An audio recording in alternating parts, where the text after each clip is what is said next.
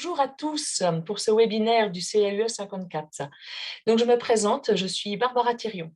Je suis élue au département sur le canton de Maine-au-Saintois et j'ai l'honneur d'être la présidente depuis l'année dernière du CAUE de Meurthe-et-Moselle. Donc, je vous souhaite bienvenue dans cette rencontre en ligne du cycle que nous avons intitulé « Bon plan au pied du mur, la végétalisation participative de nos villes et villages ». Alors, pour celles et ceux qui ne connaîtraient pas les CAUE, disons en 2 mots qu'il s'agit d'une association présente dans quasiment tous les départements et dont l'objectif est la promotion de la qualité de l'architecture, de l'urbanisme et de l'environnement. Alors, n'hésitez pas à consulter notre site internet ou celui de la Fédération nationale des CAUE pour en savoir plus. Donc, en Meurthe-et-Moselle, le CAUE s'est engagé dans une stratégie d'accompagnement des territoires sous le signe de la transition écologique et citoyenne, que nous avons appelée « Mon village en 2054 ».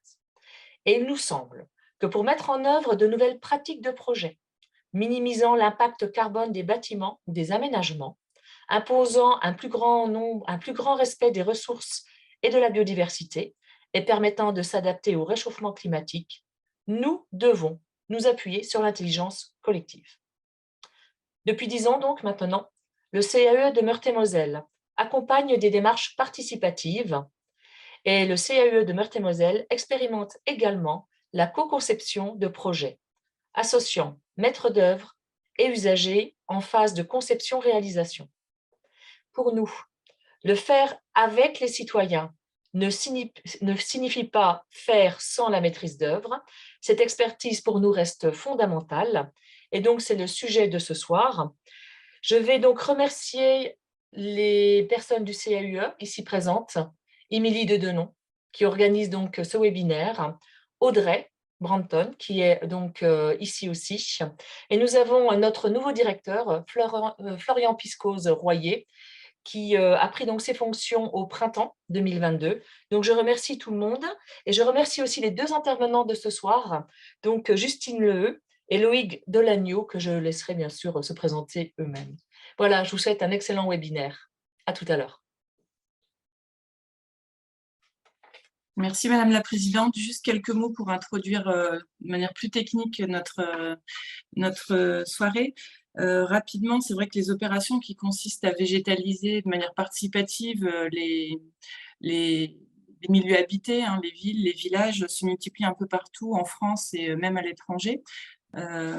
Et il nous a semblé intéressant de profiter de l'expertise et des expériences qui se multiplient pour les partager au plus grand nombre et en premier lieu aux collectivités locales avec lesquelles on travaille et qu'on est amené à conseiller. Alors c'est vrai que si quelques précautions d'usage s'imposent, bien menées, ces actions peuvent quand même contribuer à répondre à plusieurs enjeux contemporains. Rapidement, ça c'est l'amélioration bien entendu du cadre de vie et le renforcement de l'attractivité des centres urbains, qu'on soit dans des grandes villes ou dans des bourgs plus modestes. C'est aussi un mode d'engagement citoyen qui favorise le lien social et enrichit de vivre ensemble, qui peut contribuer aussi, alors peut-être plus modestement ou pas, mais à l'accueil de la biodiversité quand même en milieu habité. Et enfin, une autre manière pour les gestionnaires d'espaces publics, les agents de service espace vert, de trouver des manières de gérer autrement les pieds de façade notamment, suite à l'interdiction d'utilisation des produits phytosanitaires qui ont quelques années maintenant. Rapidement, là aussi, afin de mieux répondre à vos attentes, on vous avait posé quelques questions lors de votre inscription. 30% d'entre vous n'ont pas d'expérience particulière dans les démarches participatives, mais disent s'y intéresser de près. 50% d'entre vous en ont un peu et les 20% restants en ont beaucoup. Et c'est là où je voulais vous remercier parce que vous avez vraiment partagé de manière généreuse vos initiatives et vos centres d'intérêt et vos expériences. Alors bien sûr, je ne vais pas pouvoir toutes les développer ici, mais sachez que le CAUE travaille beaucoup sur ces questions-là, donc je pense qu'on sera amené à se revoir aussi ou à vous recontacter si vous le souhaitez. au niveau de vos attentes, et j'en finirai par là, je les ai regroupées en 5 grands items. Il y a la méthodologie, bien entendu, comment on s'y prend, entre l'idée d'associer les habitants, de végétaliser et la réalisation. Voilà, c'est quoi la méthode? C'est quoi les façons de faire? Une forte attente aussi de votre part sur la mobilisation des habitants, bien entendu, dans ce processus-là. Comment on fait, pour associer, de manière, intéressante et forte les habitants? Des retours d'expérience, bien entendu, donc là, on en aura, de manière assez, riche et variée aussi sur différents, cas de figure. Et puis les 2 derniers éléments un peu plus techniques, mais qui sont connexes à notre, sujet du jour, c'est est-ce que ces démarches participatives de végétalisation peuvent en partie répondre, à l'interdiction des produits phytosanitaires et du coup, devenir une sorte de nouveau mode de gestion de l'espace public? Voilà, et puis enfin les aspects techniques et réglementaires de ce type d'opération. Je crois pouvoir vous dire sans mentir que nos 2 intervenants vont couvrir l'ensemble du spectre. Moi, j'ai quand même de manière, très détaillée toutes vos questions, que vous avez partagées avec nous, lors de votre inscription. Donc je ne manquerai pas à la fin dans nos échanges de revenir dessus, ou vous prendrez vous-même la parole bien entendu pour vous exprimer. Bonjour à tous, Justine Lehu, je suis paysagiste au CAE de la Gironde. J'ai été invitée au webinaire puisque nous avons travaillé il y a quelques années sur, jardiner la rue, donc sur la végétalisation des rues dans les bourgs et dans les villes. On avait organisé donc une formation et une exposition qu'on a créée, de toutes pièces pour, que les communes puissent avoir un outil pour sensibiliser le grand public. Donc l'idée, c'était en fait de montrer, que la démarche de jardiner la rue commençait à prendre de l'ampleur dans les communes. Donc on a 10 exemples de communes à la fois en Gironde et en Charente, puisqu'on l'a fait aussi avec le CAE de la Charente, de montrer, leurs différentes façons de faire, les acteurs qui ont été, à l'origine de ces projets, de montrer, voilà, qu'il y a plusieurs méthodes différentes, hein, selon le contexte de la commune, selon les moyens humains et financiers. Et puis aussi d'avoir un outil pour, faire participer les habitants pour pouvoir, les faire investir ces projets et de lutter contre les idées reçues. Par exemple, planter au pied de mur, apporte de l'humidité. Nous, on va expliquer que justement c'est faux et ça peut, résoudre ces problèmes d'humidité, ou les plantes grimpantes vont envahir le mur et cetera. Voilà, essayer de prendre un peu à bras le corps, tous, les a priori qu'on peut avoir, et puis de montrer les typologies de rues différentes, que ce soit une rue, aménagée par un paysagiste ou des rues, juste, des accotements qui sont semés. Voilà, il y a plein de façons de faire différentes. Donc avant de rentrer dans, cette petite méthodologie, dont je vous parlerai un peu plus tard, je voulais introduire mon propos par, l'histoire de la rue. Alors une brève histoire de la rue, hein, parce elle est très riche. L'histoire de la rue, elle est vraiment intimement liée aussi à l'histoire des trottoirs. Les trottoirs, ils existaient depuis, l'Antiquité, hein. On avait déjà des trottoirs à Pompéi.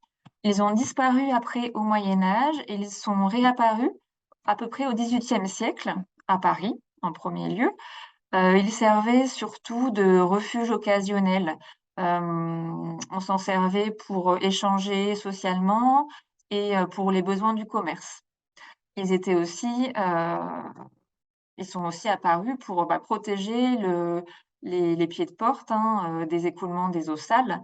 Vous le savez, on n'avait pas d'égout dans les villes, donc toutes les eaux sales coulaient dans la rue.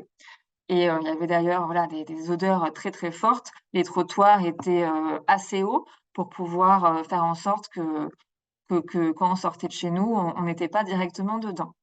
Et puis, ils sont apparus un petit peu plus tard dans les villages. On voit sur les photos qu'on avait, des petits bouts de trottoir devant les maisons, pas partout, et on avait parfois des traitements qui étaient, souvent assez simples avec, des caniveaux de chaque côté. Mais aussi une ambiance qui est restée un peu plus végétale finalement dans les villages, un peu plus longtemps, avec les grimpantes, avec, l'herbe qui poussait naturellement. Et puis la rue, c'était, bah, l'endroit où on échangeait, c'était, le territoire de jeu des enfants. C'était vraiment un lieu de vie pour tous. Et puis après, au 19e siècle, on a généralisé l'aménagement des trottoirs avec comment dire, des conditions de circulation. Et bien sûr, il y a l'hygiénisme de Haussmann qui est venu harmoniser l'aménagement et amener les trottoirs à la fois en ville et dans les villages. L'ère automobile, elle est venue un petit peu chambouler tout ça. On a radicalement changé l'usage de la rue et l'espace qui était réservé aux piétons est venu petit à petit se grignoter pour faciliter la circulation des voitures et le stationnement. Il y a un processus qui a été mis en place ensuite, dont parle beaucoup Nicolas Soulier, qui est urbaniste et qui a écrit l'ouvrage « Reconquérir la rue », que je vous invite à lire d'ailleurs. Il parle du processus de stérilisation.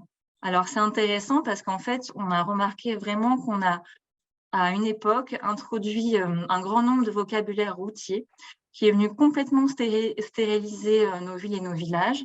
En fait, on a finalement intégré ce système de conception dû à peut-être un manque de confiance entre l'automobiliste et le riverain.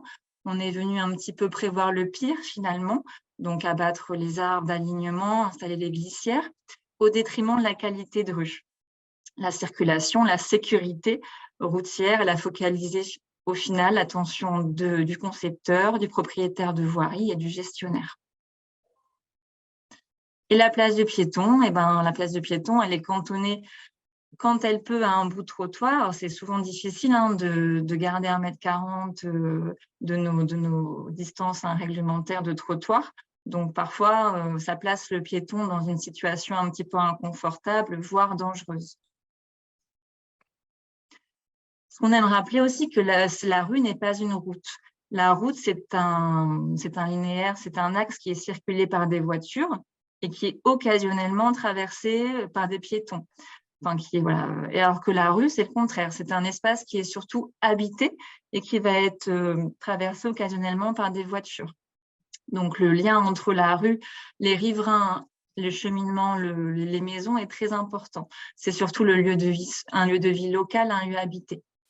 Là, on peut voir sur cette image, par exemple, d'un village en Dordogne, qu'on a un traitement de voirie qui a été pensé de façon à effacer un peu la perception de la route. Donc, on retrouve une circulation apaisée.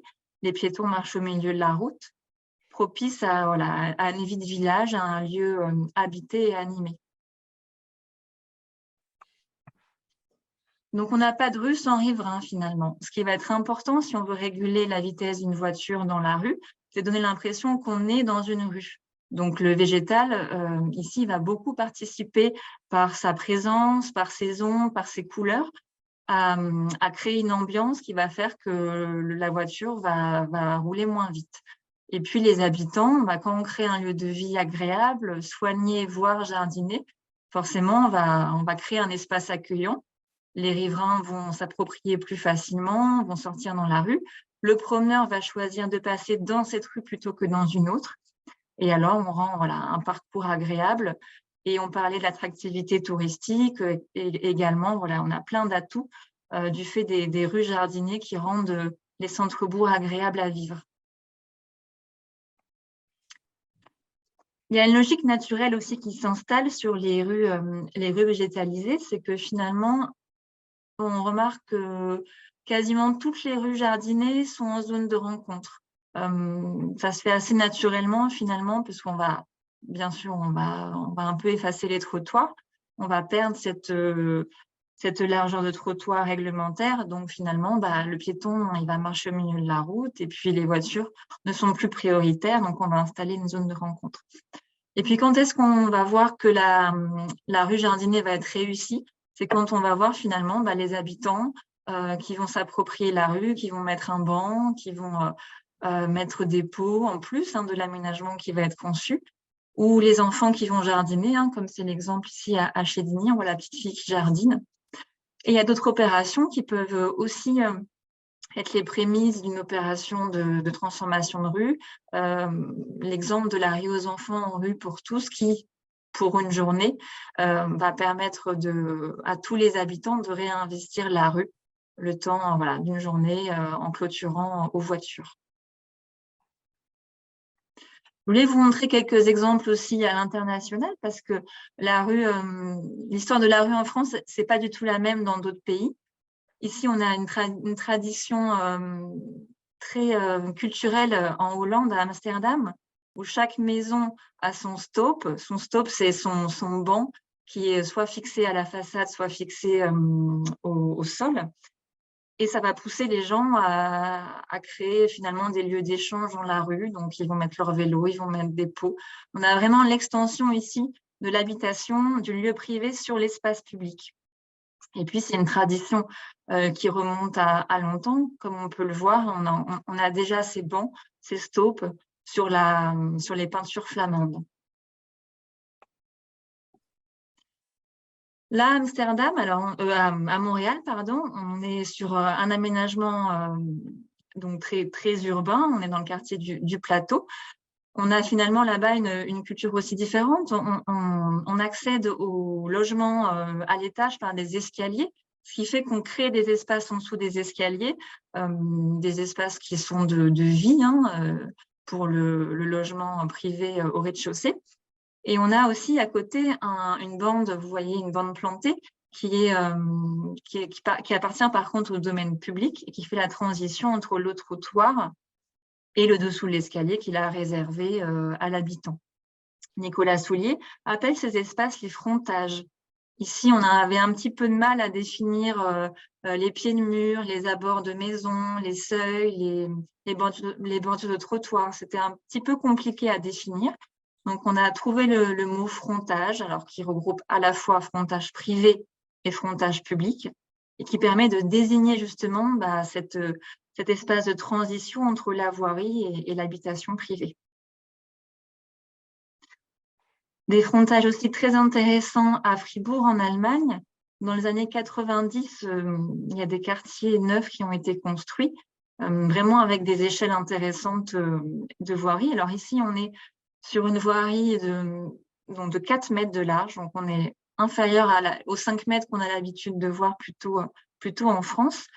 Et puis, on a de chaque côté de la voirie des bandes de 2 mètres de large qui regroupent l'éclairage des plantations basses et des arbres qui sont du domaine public, qui font la transition aussi comme à Montréal entre espace privé et voirie, mais qui sont complètement à usage des habitants, mais aussi à leur entretien. Ce sont les habitants, il y a une participation citoyenne qui a été mise en place. Ce quartier d'ailleurs est assez emblématique pour ça. Ils vont venir planter, entretenir régulièrement, à part les arbres, eux, qui sont entretenus par les villes. Mais on a vraiment, vous pouvez le voir sur d'autres photos, cette prolifération végétale qui est autant à l'horizontale qu'à la verticale sur les bâtiments. Les gens jardinent, sortent des jeux. La rue est vraiment un espace d'échange et de vie. Alors on change un peu d'environnement. Quand l'espace finalement de la rue est très étroit et que l'espace de frontage vient à manquer, eh bien, on choisit un dispositif mobile tel que les pots. Alors, les rues de Pau, voilà, c'est universel, on en trouve dans le sud de la France, on en trouve partout, enfin voilà, dans plusieurs villes, dans plein de pays différents. Mais dans certains pays, comme à Majorque, par exemple, c'est très culturel, c'est même très symbolique. C'est lié, c'est pas décoratif, mais c'est lié surtout à l'hospitalité sacrée. Ce sont des pots qui sont là pour accueillir le visiteur et rafraîchir l'ambiance à la vue de toute cette nature. Dernier exemple lointain, on part du côté du Japon, où là, alors on est dans des villes très denses, avec des tout petits logements. Donc la réponse aussi qu'ont fait les habitants, les commerçants, à ce manque d'espace, c'est de créer des jardins extérieurs, des jardins de pots aussi, des sortes de bordures flottantes, puisqu'elles sont mobiles, on peut les déplacer, voilà, c'est pas figé. Et ces jardins de Pau, alors il n'y a pas de cadre réglementaire, hein, ils ne sont pas autorisés, ni il n'y a pas de cadre qui les régule, qui les encourage, ni qui les décourage, mais ils sont tolérés tout simplement par les villes. Et ils permettent voilà, d'apaiser aussi la circulation et d'amener du végétal dans des rues qui sont très denses pour l'habitant. Un exemple que j'aime beaucoup aussi, un exemple inspirant qui est Chédigny en Indre-et-Loire. Alors, pour ceux qui connaissent le sujet, voilà, vous devez déjà connaître Chédigny parce qu'on en parle beaucoup. Une photo de Chédigny dans les années 80. Alors, des rues complètement, on va dire, aménagement assez commun avec des trottoirs. Un centre-bourg qui était en train de dépérir par les commerces qui désertaient, voilà, des logements vacants. Puis il y a une vraie conscience et une vraie volonté communale des élus à partir des années 2000 de rendre la rue aux piétons et de redynamiser le centre-bourg. Ils ont commencé petit à petit à planter des rosiers. Donc, ils avaient choisi vraiment le rosier comme plante emblématique. Ils ont planté des rosiers sans réaménager les rues. Et progressivement, dès 2014, ils ont réaménagé une rue par année. Donc, avec, voilà, vous voyez, les moyens ont été aussi mis en œuvre, hein, de la voirie, des plantations. Les trottoirs, ben, ils ont disparu, ils ont été plantés. Et chaque rue aménagée était transformée en zone de rencontre. Donc, c'est la même photo, hein, vous voyez, on a vraiment une transformation de l'ambiance, de l'espace, avec des végétaux quand même assez foisonnants. Une équipe municipale a été composée aussi de jardiniers. Il y a vraiment eu voilà, une volonté de choisir les plantes. Les habitants aussi ont choisi avec l'équipe municipale, avec les agents, les plantes qui ont été mises devant leur porte. On revoit une photo ici de la rue avant, avec les petits rosiers qui avaient été plantés au tout départ. Et puis la même rue, plusieurs années après, avec les rosiers qui sont toujours là, qui sont grimpants, et d'autres vivaces, d'autres arbustes qui ont été plantés. Donc, il y a différentes typologies en termes d'aménagement. Il y a ici un fossé, un caniveau central. D'autres rues, on a des trottoirs de différentes couleurs, mais qui sont au niveau de la rue. On a varié aussi un peu les types d'aménagement pour changer d'ambiance tout au long du parcours du village. Et aujourd'hui, Chédigny il a été labellisé jardin remarquable. Donc, c'est assez rare pour un village d'être jardin remarquable. Et pour l'anecdote, ils n'ont plus du tout de logement vacant, évidemment, dans leur village. Alors, on essaie en ce moment de mettre en place, de publier un petit peu cette boîte à outils qui peut servir aux élus. Je pourrais la transférer au CAE qui pourra aussi vous l'envoyer. On va la publier bientôt. Là, c'est quelques extraits. Nous, on a juste essayé de compiler en fait tous les outils qu'on a pu voir au fil des différentes démarches ou d'appuyer sur certaines, d'aller chercher les exemples. Et l'idée, c'est, alors, désolée de vous décevoir, mais il n'y a pas de recette miracle, hein, évidemment. Chaque commune va choisir sa méthode selon son contexte, selon la taille de sa commune aussi, selon l'identité qu'elle a envie de garder et selon les moyens humains et financiers dont elle va disposer. Ce qui est important, bien sûr, ce qu'on insiste toujours pour les communes, hein, c'est qu'il va falloir communiquer un maximum avant de mettre en place l'opération, donc sensibiliser les habitants. Et ensuite, quand on va commencer à procéder à l'opération, on va choisir différentes méthodes. Il va falloir communiquer aussi pour investir le plus rapidement possible les habitants. On a vu à travers les projets, les retours d'expérience, que dès que l'habitant va s'approprier le projet le plus tôt possible, plus ce sera facile de le mener à bien. Et puis, il y a ces différents acteurs sur certaines communes qu'on met en lumière dans l'exposition. Parfois, ça va être l'élu, une démarche d'un élu. Une commune suivante, ça va être l'agent qui est à la fois jardinier, qui est sensible au végétal qui va faire ses petits trucs lui-même. Une autre fois, ça va être un technicien qui va proposer. Et puis, une autre fois, ça va être une association ou un groupement d'habitants. Et puis, le phénomène va comme ça prendre de l'ampleur. Alors, c'est mieux quand plusieurs acteurs sont associés. Sur certaines communes, on a vu qu'il y avait un seul acteur. C'est parfois difficile de le mener sur la temporalité, puisque si c'est un élu, il suffit qu'il y ait un départ de cet élu ou l'agent qui change de commune, etc., pour que parfois le projet se termine un peu ou que les plantations soient moins bien entretenues. Donc, si on peut avoir plusieurs acteurs, plusieurs porteurs de projets, c'est bien. Donc, toujours rappeler d'abord de sensibiliser avant de mettre en place une opération de fleurissement.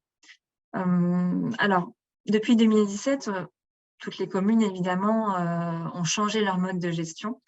Plus de produits phytosanitaires dans les rues, dans les espaces publics, le retour des dites mauvaises herbes, donc parfois difficilement acceptables par les administrés. Donc, vous avez l'habitude, en tant qu'élu, d'avoir les remarques, les plantes sauvages, c'est sale, c'est moche, etc. Nous, ça fait depuis 2014 qu'on travaille sur ce sujet. Donc, on avait créé avant une exposition pour lutter contre les idées reçues. Donc, une exposition qui tourne encore dans les communes pour rappeler un peu tout ça. Ça peut être, l'herbe n'est pas tondue, il y aura des serpents. Enfin, voilà. Le cimetière aussi, c'est difficile parfois d'accepter les herbes dans le cimetière. Donc, il y a des outils qui peuvent vous aider, des expositions, jardin de trottoir, voilà, le CAUE, des réunions publiques. On essaie de dire qu'il faut multiplier les outils, des conférences.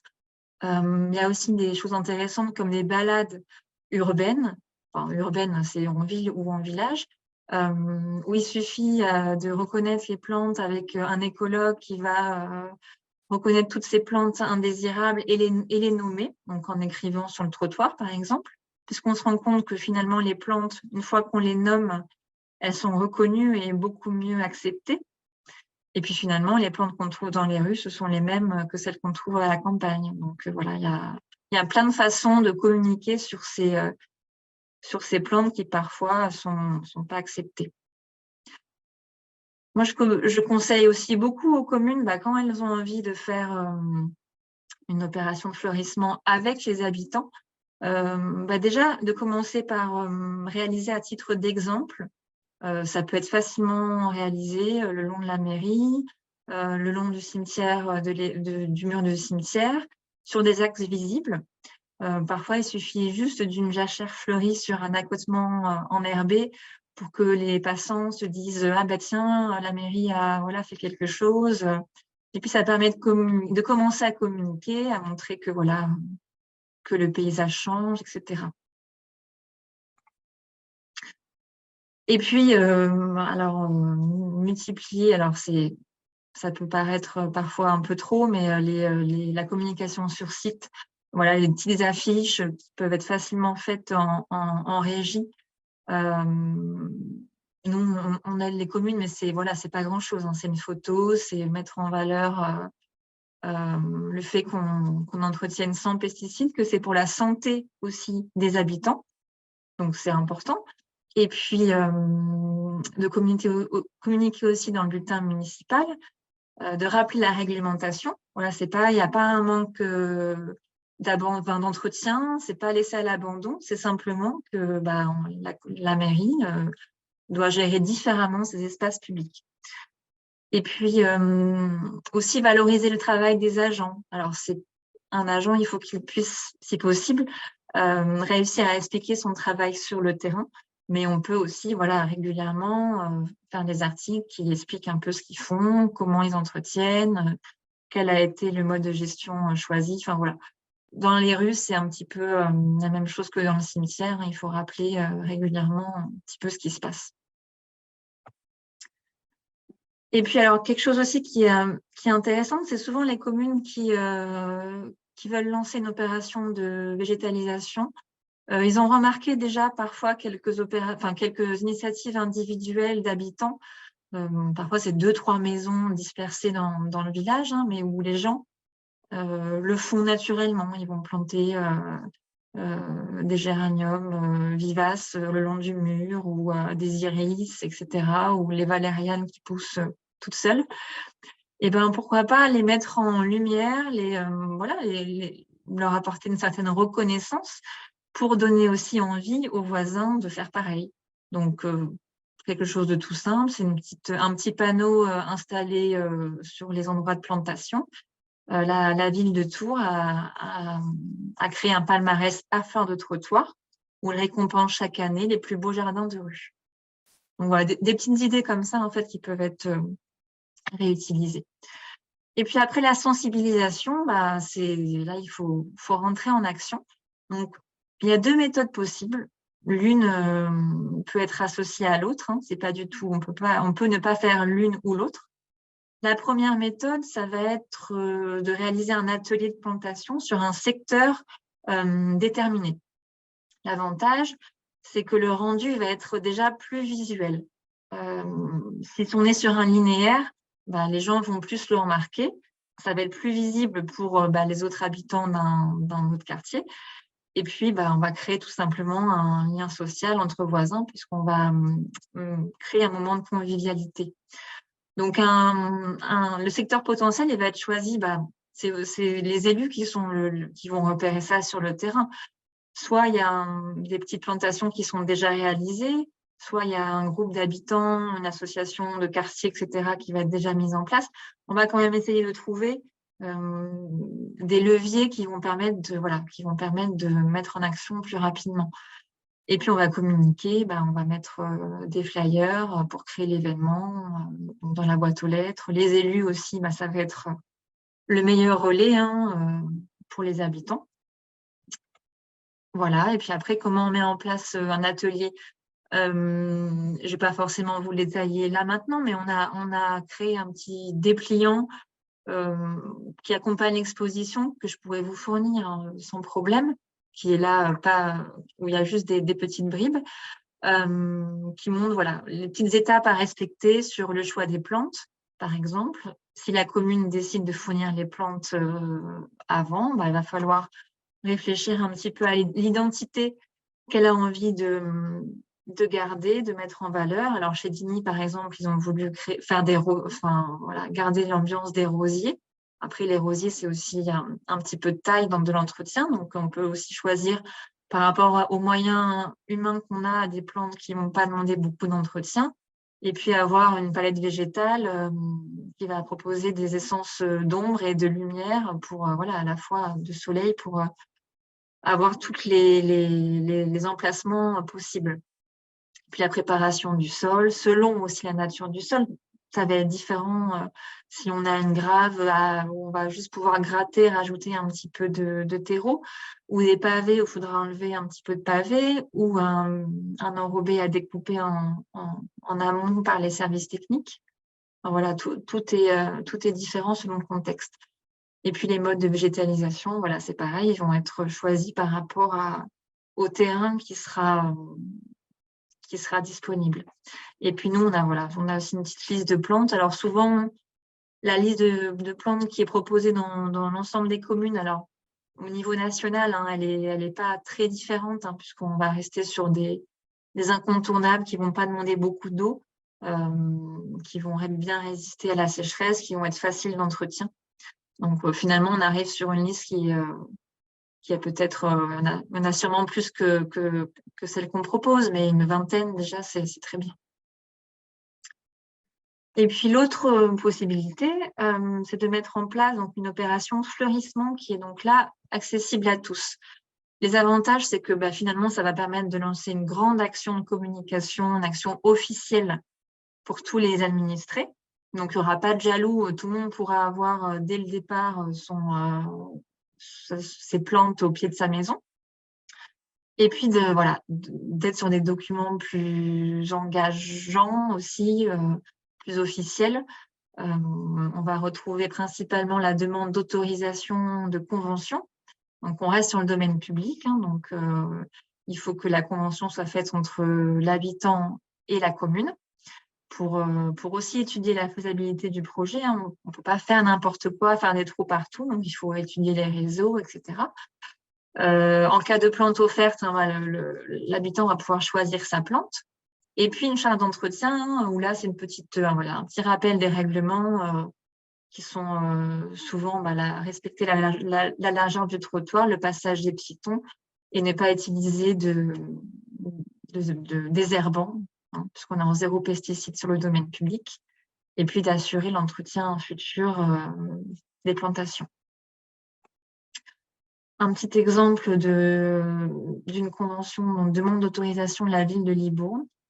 Ils ont fait, voilà, Libourne, c'est quand même une ville plutôt moyenne, donc qui n'est pas aussi grande que Bordeaux, mais qui est quand même assez importante.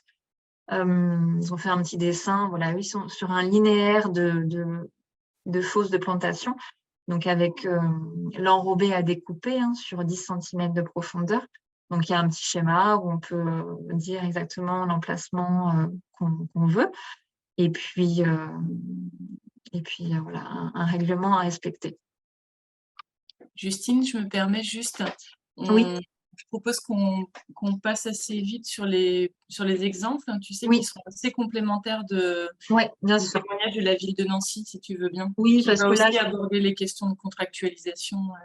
oui, j'ai fini là. C'est un exemple de charte, mais à mon avis, la ville de Nancy va vous montrer aussi ce qu'elle a mis en place. Et puis voilà, tous les moyens, après, vous le savez aussi, hein, comment on communique, tous les outils qu'on peut avoir, affiches, flyers. Quand il y a les moyens, quand les moyens sont possibles, les petits sachets de graines dans les boîtes aux lettres, c'est intéressant aussi. Voilà, toutes ces possibilités. Alors, je vais vous montrer les 2 exemples complètement différents. L'exemple de Aux, qui est un village d'à peu près 800 habitants, qui voulait mettre une opération de fleurissement suite à un conseil du CAUE. Alors, eux, ils ont fait une sensibilisation avant en 2 temps. D'abord, une réunion publique qui avait été animée à l'époque par le CAUE et une autre conférence balade par une association environnementale, un écologue donc, qui avait parcouru avec les habitants les rues pour repérer un petit peu voilà, les plantes sauvages. Ils avaient mis en place l'opération ouverte à tous à travers un petit règlement, et aussi 2 opérations, et aussi une opération de chantier de fleurissement, avec voilà, un jour déterminé où les abords de l'église avaient été plantés. Donc au final, voilà, ils avaient eu un chantier de plantation qui avait rassemblé 40 riverains, ce qui est plutôt pas mal, et 2 opérations mariées en fleurs, 14 habitations. Donc là, voilà, c'est des choses qui prennent le temps et chaque année qui peuvent être renouvelées petit à petit. Et un dernier exemple que j'aime bien de maîtrise d'œuvre, donc là, il faut aussi se dire que quand la commune, voilà, on est sur la commune de l'Aréole qui est presque 5000 habitants, on voit aussi la différence hein, quand on a un projet de maîtrise d'œuvre, surtout qui n'est pas, voilà, qui c'est pas des sommes, c'est important pour une petite commune, mais l'aménagement des espaces publics, le végétal, c'est bien sûr beaucoup moins cher qu'un bâtiment. Donc, c'est vrai qu'ici, il y avait une vraie volonté communale de rendre la rue aux piétons sur des rues qui étaient alors, une cité médiévale avec des rues très étroites, très minérales et étouffantes. Voilà, les matériaux, la qualité des matériaux a été mise en avant. Les trottoirs ont été complètement recouverts par la végétation. L'avantage d'avoir une maîtrise d'œuvre, c'est qu'ils ont fait des ateliers participatifs dès le début avec les habitants. Donc, tous les habitants ont été partie prenante du projet.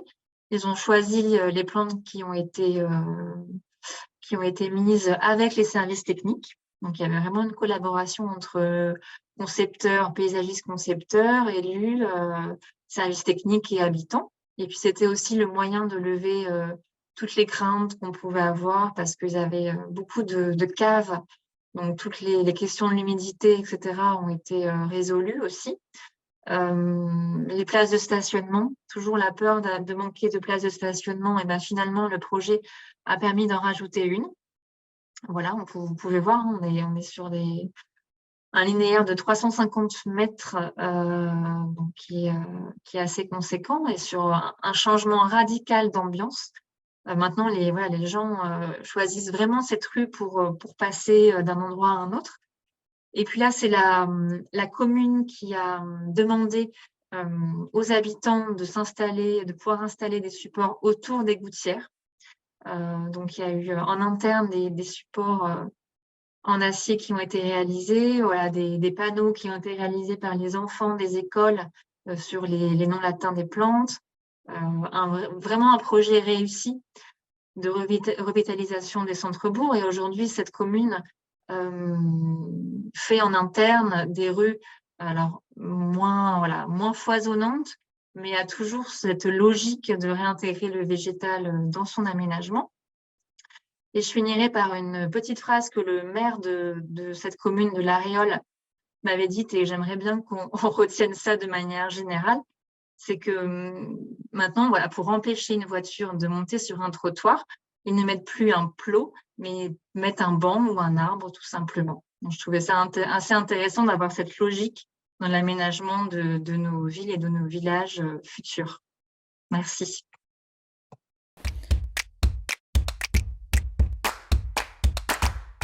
Rapidement, vous êtes le chef du service biodiversité urbaine, sensibilisation et éco-participation au sein de la direction écologie et nature de la ville de Nancy. Et vous avez accepté très gentiment de partager votre expérience, on peut dire presque, enfin pas qui débute, mais en tout cas, vous êtes dans les starting blocks là pour massifier un peu plus, mais vous avez commencé, je crois, sans dire de bêtises, en 2018-2019, vous allez nous raconter tout ça. Merci à vous. Oui, merci de m'accueillir. Si, j'ai envie de dire, par rapport aux images qu'on a vues à travers le monde, là, voilà, ou aux exemples qui ont été cités en France, ouais, je suis, je suis un petit peu jaloux.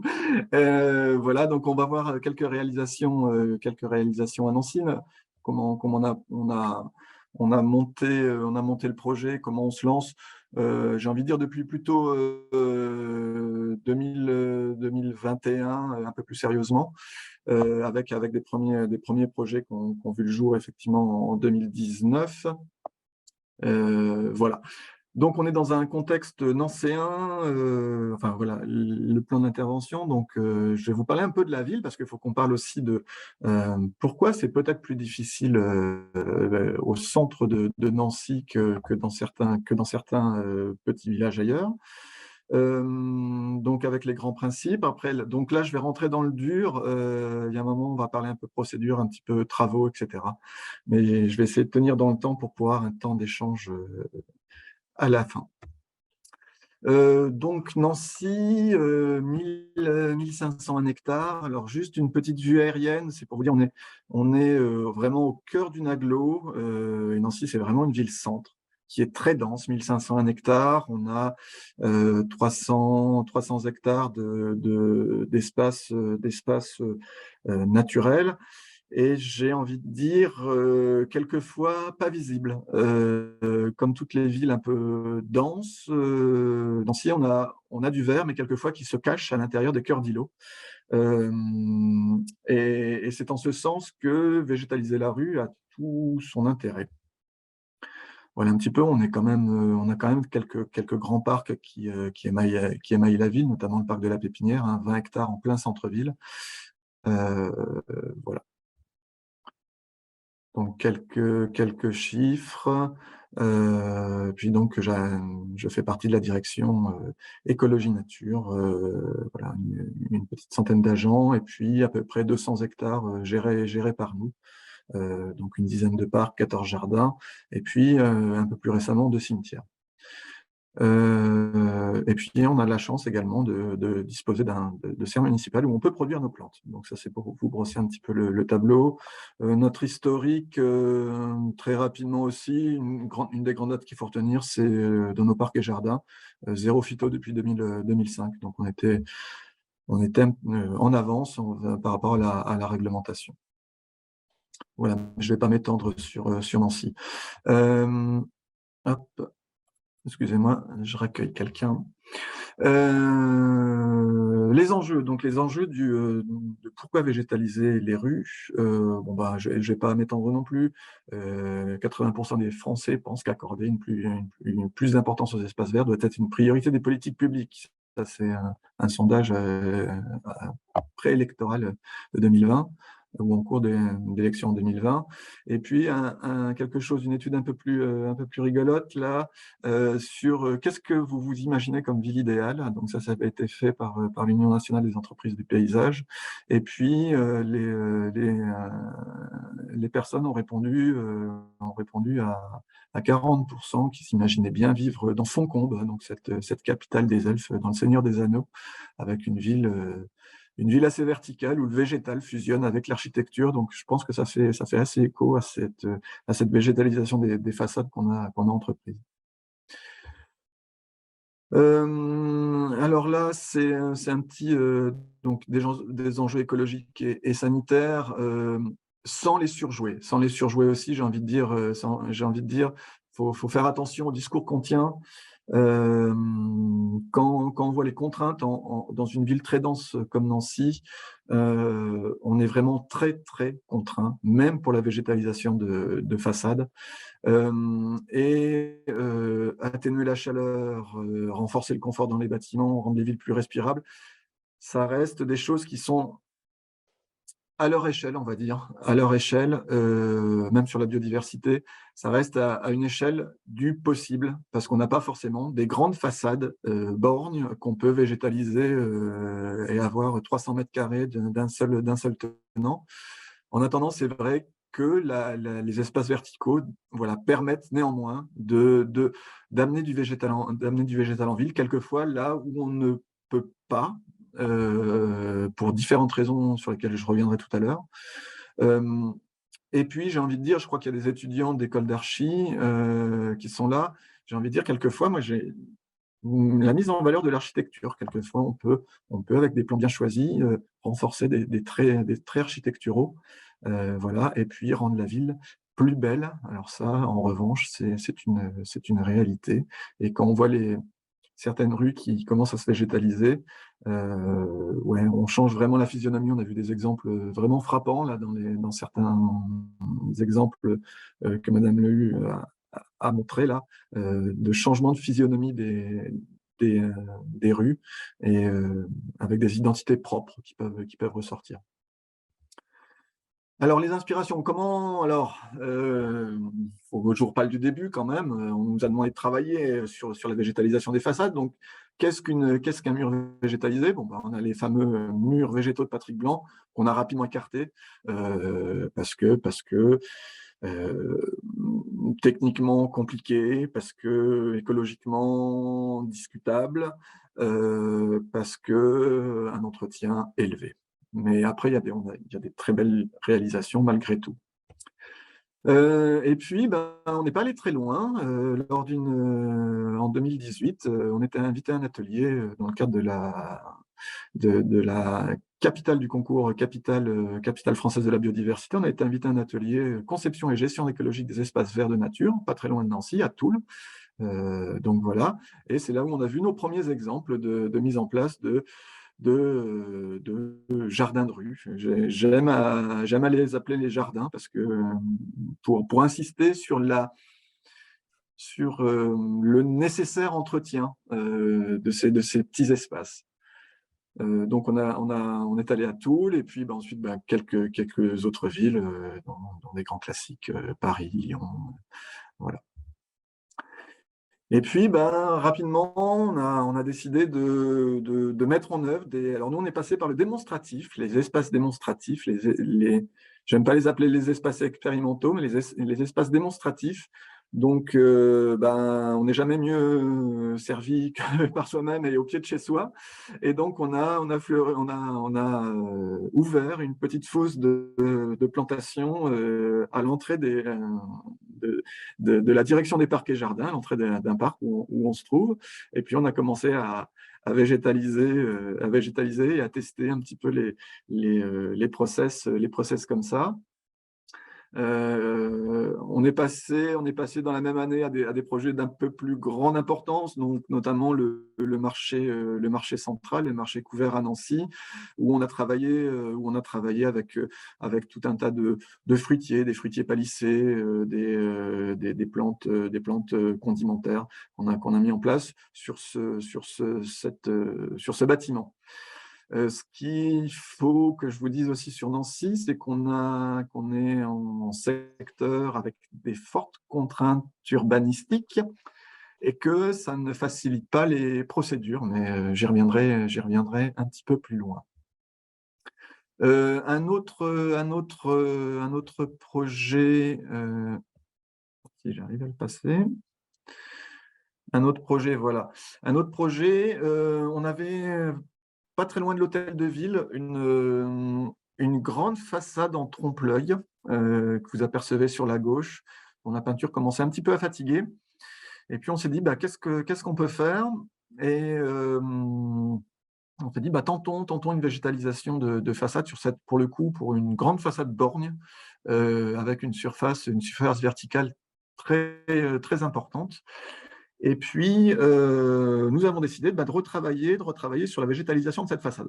Alors, ça n'a pas été très simple, puisque nous avons, après d'âpres discussions avec l'ABF, nous avons décidé de repartir sur une vitrine végétale. Alors, sincèrement, c'est pas l'idée sur laquelle on part. Après, sur ce projet-là et sur un projet ponctuel, c'était intéressant de mettre le végétal en vitrine. Donc, c'est ce que vous apercevez un petit peu sur la droite, là. On a mis le végétal en vitrine parce que nous avons été un petit peu obligés de continuer. La vitrine qui était existante ici, tout a été réhabillé d'une manière homogène pour pouvoir intégrer ça dans le paysage. Et puis, sur les deux vitrines centrales, nous avons planté, nous avons équipé de filins toute la surface de la façade. Donc ça, c'était au tout début. On va voir un petit peu maintenant ce que ça peut donner. Donc voilà pour quelques sites expérimentaux, nos premiers sites démonstratifs, on va dire. L'année suivante, on s'est toujours posé la question. Donc notre point d'entrée, c'était vraiment ces sites démonstratifs, les sites publics, pour pouvoir montrer des exemples aux citoyens. Et donc on a visité tous les bâtiments municipaux susceptibles d'accueillir de la végétalisation. Donc on a visité à peu près 140 sites, voilà, où on allait sur place, prendre des photos, voir techniquement ce qui avait l'air de passer au pied de la façade, pour pouvoir lancer les premiers projets et puis faire une sélection pour lancer les premiers projets. Puisqu'on passait à une échelle un petit peu supérieure et que effectivement, il fallait engager les citoyens et à un moment contractualiser. Nous, la particularité à Nancy, c'est que les trottoirs sont sous la responsabilité de la métropole. Donc, il a fallu mettre en place une convention, proposer une convention cadre entre la ville et la métropole, et puis effectivement une convention entre la ville de Nancy et la personne qui s'engage à entretenir les espaces que nous allions végétaliser. Des petites secondes, il faut que j'accueille encore des personnes qui se déconnectaient. Et puis à Nancy, le principe, ça a été de dire aussi, nous allons accompagner financièrement les habitants dans ces démarches. Alors, bien évidemment, l'espace public et la création de la fosse de plantation sur le trottoir est à la charge à 100% de la ville de Nancy. En revanche, les filins, on est quand même sur du domaine privé. Et donc, nous avons quand même souhaité accompagner ces habitants, et donc c'est passé par une délibération pour l'octroi de subventions. Alors, nous sommes dans un premier temps adossés à un dispositif qui était existant, qui concernait les subventions qui étaient attribuées lors des ravalements de façades. Il y avait une petite subvention qui était accordée, donc qui s'appelait, dans le cadre du dispositif Nancy Ville Ville-Claire. Et puis, on a transformé ce Nancy-Ville-Claire en Nancy-Ville-Claire et végétale, avec des possibilités de financer à 75% le montant de l'équipement de la façade, et puis l'achat des premiers végétaux. Et avec un plafonné à 3 000 €. Voilà. Donc, un accompagnement financier assez intéressant. Voilà. Et puis, donc, une fois que tout ça c'était en place, faut le faire savoir. Donc, les classiques, hein, les outils web, hein, donc des petits reportages, les réseaux sociaux pour en faire parler. Donc ça c'est quelques Facebook, quelques posts Facebook où on a évoqué tout ça.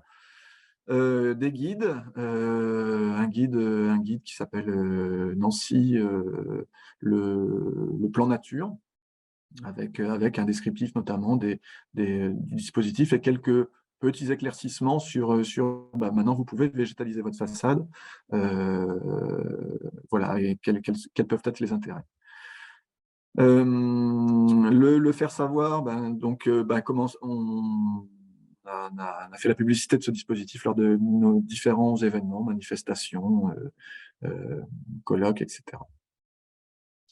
Et puis, donc, j'insistais vraiment, on a pris le parti, alors on a pris le parti de végétaliser beaucoup de sites publics dans un premier temps pour que ces sites publics fassent un petit peu boule de neige.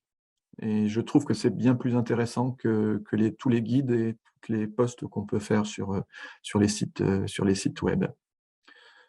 Donc, quelques sites démonstrateurs. Donc, vous apercevez, ça doit être la deuxième année là, en bas à droite là, de la fameuse façade face à la mairie. Voilà, quelques sites, des ponts aussi. Encore une fois, le marché à gauche. Et puis, on parlait tout à l'heure de la participation citoyenne. On a des dispositifs de participation citoyenne avec un peu par thématique, avec les mardis au cerf, là où historiquement on a commencé par ça, avec une dizaine de rendez-vous dans l'année pour accueillir une trentaine de citoyens qui viennent mettre la main à la pâte et participer au fleurissement de la ville. Donc là, ils viennent travailler avec les jardiniers. On est vraiment sur des ateliers où le travail bénéficie à l'espace public. Et on n'est pas sur juste des animations pures et dures. Voilà. Les mercredis de la pépinière ont suivi. Donc là, on est plutôt sur des démarches participatives. Et les photos que vous voyez, c'est des photos justement dans ces balades urbaines dont on parlait tout à l'heure. Là, c'est le dispositif Sauvage de ma rue, sur lequel on s'appuie. Hein. Il y a d'excellentes animations et d'excellents outils disponibles. Il suffit de les prendre en main et puis de travailler dessus. Donc, les mercredis de la PEP, axés sur comment dirais-je, la biodiversité, l'observation, transmettre ces informations, etc. Et puis les jeudis à Gaudron, alors désolé, j'ai fait une fausse affiche parce qu'on n'en a pas encore fait et je me suis rendu compte qu'on n'avait pas fait d'affiche pour les jeudis à Gaudron, donc il va falloir qu'on remédie à ça cet hiver pour l'année prochaine. Là où on est dans un jardin un petit peu particulier avec le fleurissement de demain et où également les citoyens viennent là pour le coup entretenir les massifs, donc c'est la bêche, c'est à quatre pattes pour aller désherber, etc. Donc on est vraiment sur une participation citoyenne active et comment on rend les citoyens le plus autonomes possible. Pour le public scolaire, on a dans le cadre des premiers sites démonstrateurs, nous avons végétalisé les façades d'écoles. Alors oui, ce que j'ai pas précisé, c'est que le dispositif là s'adresse bien évidemment uniquement sur à ce qui donne côté rue, parce que c'est vraiment l'enjeu. Voilà. Et donc là, on a fait les extérieurs des façades d'école sur lesquelles on a un public cible qui sont bien évidemment les scolaires, donc qu'on a fait participer aux plantations. Et puis également les parents, parce que quand ils viennent en attendant la sortie des classes, ils peuvent profiter un petit peu des plantations et voir qu'il existe un programme en place.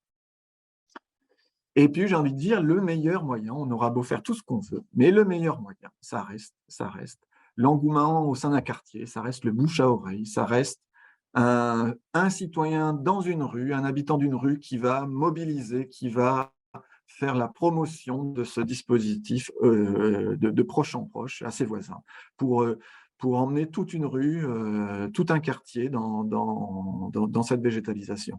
Et j'ai envie de dire, j'ai le sentiment, alors ce sont des programmes encore jeunes, mais j'ai le sentiment que ce sont vraiment là les leviers à actionner, les leviers sur lesquels il faut être particulièrement vigilant, particulièrement actif et particulièrement actif, voire proactif dans notre accompagnement des citoyens.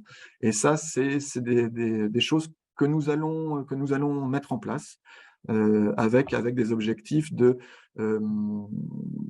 voilà, entretenir un jardin devant une façade. Comment on fait? Qu'est-ce qui marche? Qu'est-ce qui ne marche pas? Et là, avoir les retours, pas seulement des experts qu'on souhaiterait être, mais aussi les retours des citoyens qui ont mis en œuvre le projet.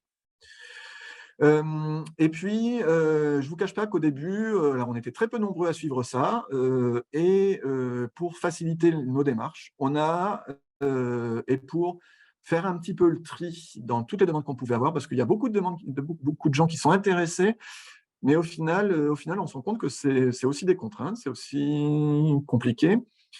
C'est aussi de l'argent public et qu'à un moment, les projets qu'on a, il faut qu'ils soient mûris, et pas mûris par nous, mais mûris par le citoyen qui va entretenir sa façade. Et donc, on a fait un petit guide de jardinage des rues. Ce n'est pas un guide de communication, c'est vraiment un guide technique pour donner les bases, pour expliquer le projet et donner les bases de ce que va être la végétalisation de sa façade. Alors, on a donné des noms à nos jardins parce que ce sont des dispositifs différents. Le premier, le jardin bouche-fissure, le deuxième, le jardin manche-bitume, et le troisième, le jardin passe-muraille. Je vais les détailler un petit peu. Pour ça, chacun de ces jardins, on a prévu une signalétique à apposer sur le site. Et c'est une grande plaque métallique, un bel objet, et on invite l'habitant, le citoyen, à la poser sur son jardin, ce qui interroge et fait notre communication aussi. Donc, le jardin bouche-fissure, le plus simple, pas de travaux, simplement entretenir une petite fissure, la végétation spontanée qui arrive, ou une végétation accompagnée, c'est-à-dire avec des petits semis, des pavots de Californie, enfin que sais-je encore, dans un disjointement existant. Donc le jardin bouche-fissure, donc pas grand-chose à faire, enfin pas grand-chose. Pas tout à fait, parce que ces jardins bouche-fissure, comme je vous disais, la gestion des trottoirs est à la charge de la métropole, et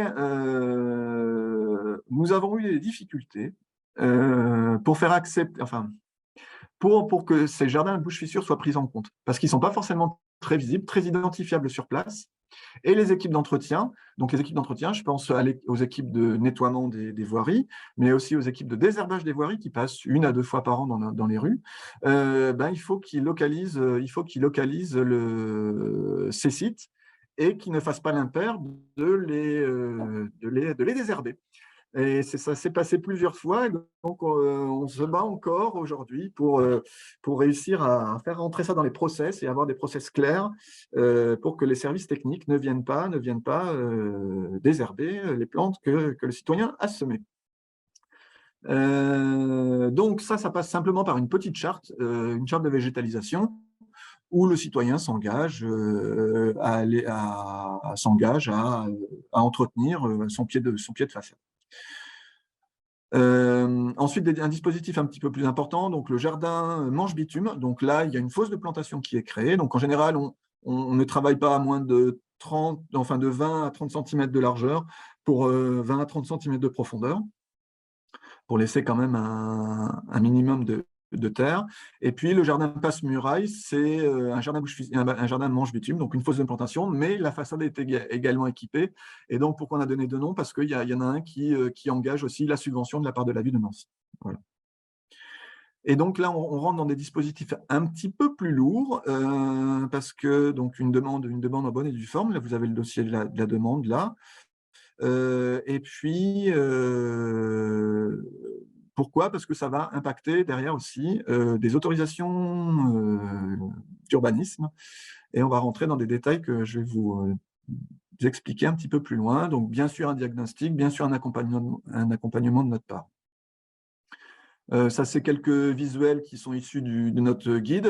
Voilà, donc simplement expliquer que toutes les plantes grimpantes voilà, ne poussent pas uniquement, enfin qu'il y a des plantes qui ne poussent pas avec des ventouses ou des racines qui vont détruire la façade, mais qu'il y a aussi des plantes volubiles qui peuvent être plus facilement maîtrisées, beaucoup plus facilement maîtrisées, qui ne vont pas dégrader la façade.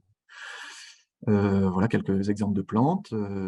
Et puis un petit zoom sur la clématite Jour de la Terre, Nancy Jour de la Terre, c'est voilà, Arnaud Travers qui nous avait sélectionné une petite clématite grimpante et qu'on se plaît à aller mettre aux quatre coins de Nancy. Donc les systèmes d'accroche, donc j'ai vu tout à l'heure aussi les systèmes autour des gouttières. Alors j'ai pas encore expérimenté le système du bas là, voilà, qui est montré là, mais j'avais vu des exemples qui peuvent être intéressants. Et donc juste pour votre parfaite info, je reviens un petit peu. On est parti, alors nous côté rue, on est parti sur quelque chose qui est discutable.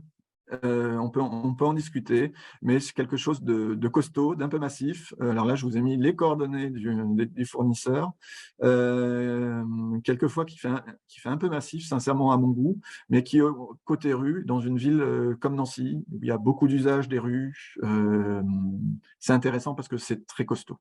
Voilà. Donc je vous ai mis vous trouverez les références en dessous là, et puis quelques idées de coûts. Je vous invite aussi, si vous voulez vous lancer, à consulter un petit peu ce guide, qui donne aussi quelques bonnes orientations très techniques. Et puis, si vous voulez des idées, alors moi j'ai découvert un site aussi, alors on a vu des photos fantastiques là, mais je ne sais pas si vous connaissez ce site, Façade & Grün, un fournisseur aussi, mais de filins, mais qui a tout un historique qui fait tout un historique photo sur des idées, des concepts de la végétalisation des façades, et qui est vraiment une source d'inspiration très intéressante. Rentrons un petit peu maintenant dans le détail des procédures. Alors, ça, c'est côté face. On essaye qu'il n'y ait qu'une seule porte d'entrée pour le propriétaire, le citoyen qui va s'engager dans ces démarches-là. Donc, avec une petite prise de contact, voilà, on voit si votre projet est réalisable. S'il est réalisable, on réalise les fosses de plantation, vous prenez en charge les végétaux et puis on vous remboursera avec la subvention à 75%. Ça, c'est pour ne pas effrayer l'habitant. En revanche, là, c'est côté pile. Là, c'est pour les services. Alors, je ne vais pas vous faire les étapes. Alors, hier, j'ai 21 étapes, là. Juste pour vous expliquer les grands enjeux. Donc, si vous avez bien compris, on dépend de la métropole du Grand Nancy pour la gestion des trottoirs. Donc, bien sûr, il faut obtenir leur accord.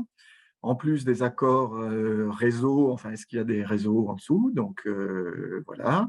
Et puis, il faut obtenir également l'accord de l'architecte des bâtiments de France.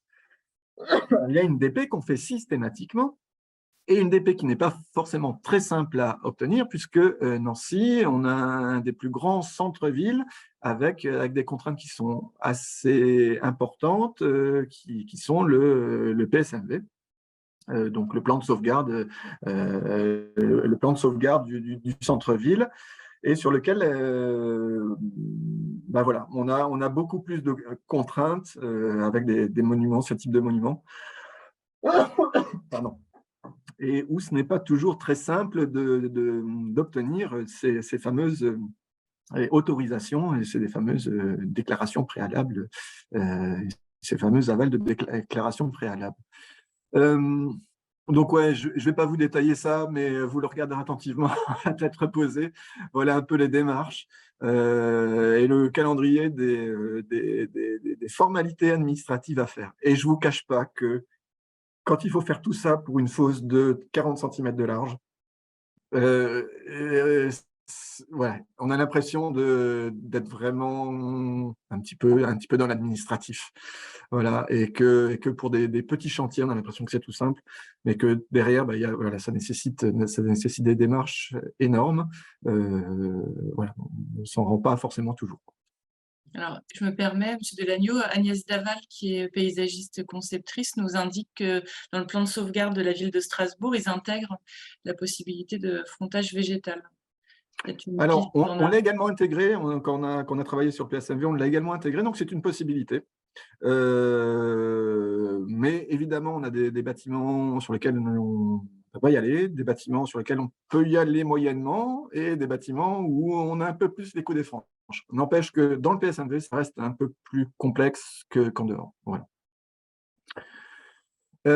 Et puis également, on est dans une démarche de PLUI, donc, qui intégrera aussi les possibilités de cette végétalisation de façade. Mais on traite vraiment les cas, c'est vraiment au cas par cas.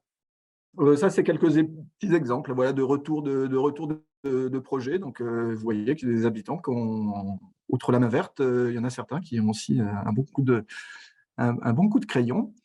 Voilà. Ensuite, nous, ce qu'on fait, c'est une fiche de suivi, une fiche de site avec les projections, etc. Et ça nous sert de fiche qui nous permet d'avoir, où on détaille la largeur de la fosse, etc. Ce qui nous permet dans tous nos échanges avec aussi bien la métropole qu'aussi bien l'architecte des bâtiments de France, le propriétaire ou l'entreprise, d'avoir cette base-là pour chaque site. Et puis, voilà un peu la paperasse administrative. Je la passe rapidement. Juste pour vous dire aussi, puisque on est obligé de saisir, enfin, on saisit sous SIG la localisation de chacun de nos jardins, que ce soit des bouches-fissures tout simples ou des projets un peu plus gros. Et là, c'est pour la bonne diffusion de l'information auprès des services métropolitains en charge de l'entretien des rues. Et puis quelques exemples. Alors voilà, on a pris le parti là de peindre les trottoirs avec cette petite fleur pour pouvoir signaler aux équipes techniques, parce que la plaque ne suffisait pas, pour signaler aux équipes techniques d'entretien de lever le pied quand ils arrivent au droit de cette petite fleur, c'est qu'il y a un jardin de bouche-fissure dans le coin, donc attention. Donc ça, en plus du SIG, l'information qu'on fait contractuellement, enfin par le biais du SIG. En revanche, ça dans le PSMV, par exemple, c'est un peu difficile à faire accepter par l'ABF qui souhaiterait plutôt pas multiplier ce type de dispositif. Donc, il faut qu'on retravaille encore avec la métropole à ce sujet. Et puis, quelques exemples. Là, c'est des kiwis qui grimpent là, dans une école. Alors moi, je suis fan des houblons. Ça doit être par rapport à l'histoire nancéenne. Je pense qu'il y a beaucoup de choses à faire et que c'est une plante assez fantastique.